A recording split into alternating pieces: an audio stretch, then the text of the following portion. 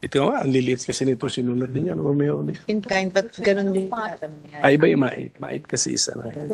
Wala na iba, wala na iba in the nature of a cancer fund. Cancer fund. Hindi, iba naman. Ibang illness na fund. Meron. Can we change that? Is that something we can do by law? Kasi yung sa mental health, hindi siya subject to full liquidation kasi hindi siya So it's not the same na. That's why he's asking, is there anything similar to the cancer fund? may cancer medicines access program specifically para sa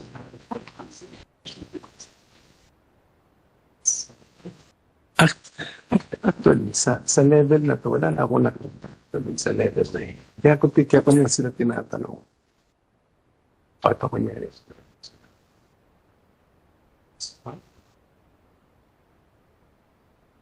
Wala makasabi.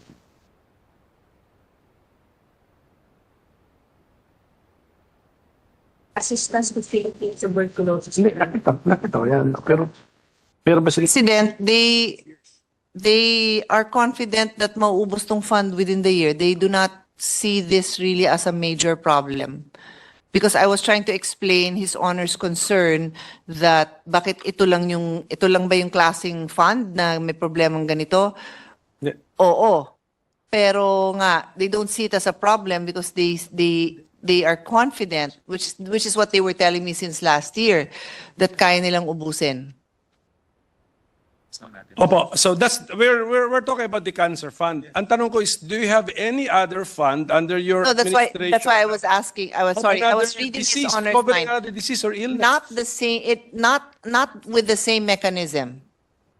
Not with the same mechanism. Sige, what Apparently, else? the cancer fund, because it is called a fund, has different mechanics, including the required liquidation in specialty hospitals. Yeah. Other programs, DOH delivers. They deliver commodities. So it's as simple as that. They deliver drugs to the different to the different outlets, and it's given to the patient. That's it. It's as simple as that. But this one, the cancer fund, Yes. has other protocols, the liquidation, and then hindi marirelease ulit. Yes. Okay. Basta this is parang a sinking fund nga na it operates like PhilHealth. Nababayaran yung, di ba? Nababayaran yung nakakalibre si pasyente. That's the cancer fund, tama? Ang expectation ni pasyente accessing the fund is the government pays for my medical expenses. Tama? The long and short of it.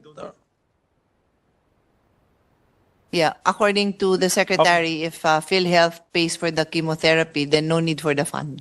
Correct. Kaya nga, I'm shifting now my attention to PhilHealth because si President Ledesma announced the increased package for breast cancer.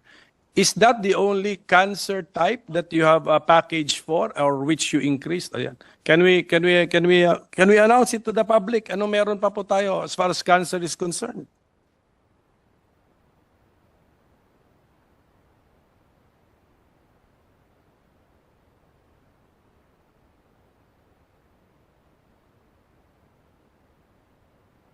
They have only announced breast cancer, but within the year they will be announcing for leukemia, enhancement of the package, prostate cancer, colon cancer, rectal cancer, and cervical cancer. Okay. So may programs kayong ganyan, and then yung 12-year-old benefits ay recently in-increase ninyo. Okay, so good. Ah.